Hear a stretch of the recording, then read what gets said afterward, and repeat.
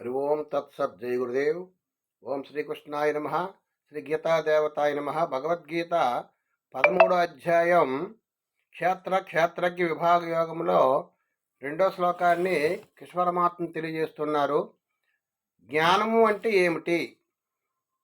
అన్ని రకాల ఉన్నటువంటి జ్ఞానం ఉంటుంది, కానీ అసలైన జ్ఞానం ఏమిటి తెలుసుకోవాల్సిన విషయాలు మనకి చెప్తున్నారు.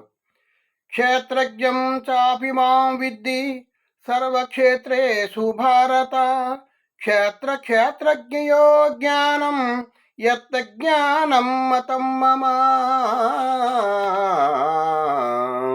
ఓ అర్జున, అన్ని క్షేత్రముల యందున్న క్షేత్రజ్ఞుడను అనగా జీవాత్మను నేనే అని తెలుసుకునుము. క్షేత్రజ్ఞులకు సంబంధించిన జ్ఞానము అనగా వికారసహిత ప్రకృతి మరియు నిర్వికార పురుషుల తత్వములను గూర్చి తెలుసుకున్నటయే జ్ఞానమని నా అభిప్రాయము. జ్ఞానం అంటే జీవుడెవరు, ఈ శరీరం ఏమిటి, క్షేత్రం అంటే ఏమిటి, క్షేత్రజ్ఞుడెవరు, వికారసహితమైనటువంటి ఈ ప్రకృతి వికారసహితమైనది, వికారంతో కూడుకున్నది. ప్రకృతి అంటే మనసు, బుద్ధి, చిత్తం, అహంకారము, పంచభూతములు, పంచభూత తన్మాత్రలు, ఇవన్నీ కూడా వికారంతో కూడుకున్నటువంటివి. ఈ పంచభూతాలకు అతీతమైనటువంటిది జీవాత్మకు అతీతమైనటువంటిది పరమాత్మ. ఈ ప్రకృతి వికార సహితమైనది. ఎవరైతే క్షేత్రజ్ఞుడెవరో, క్షేత్రం అంటే ఏమిటి తెలుసుకున్నది వాడు జ్ఞాని. అటువంటి అది జ్ఞానము.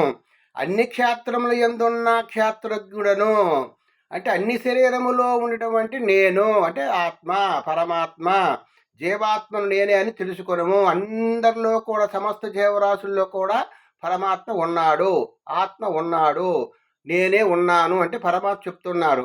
క్షేత్రజ్ఞకు సంబంధించిన జ్ఞానము అనగా వికార సహిత త్రిగుణాత్మకమైన ప్రకృతి. ఈ ప్రకృతి 3 గుణాలతో సంబంధించింది. సత్వ రజస్తమో గుణాలతో సంబంధించిన ఈ ప్రకృతిని నిర్వికార పురుషుల యొక్క తత్వములను గూర్చి తెలుసుకుంటే జ్ఞానము.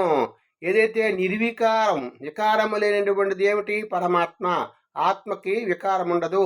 ఈ ప్రకృతికి వికారం ఉంటుంది, మనస్సుకి వికారం ఉంటుంది, బుద్ధికి వికారం ఉంటుంది, శరీరానికి చంచల వికారం ఉంటుంది. ఆ విధంగా శరీరం అశాశ్వతము, శాశ్వతం కాదు.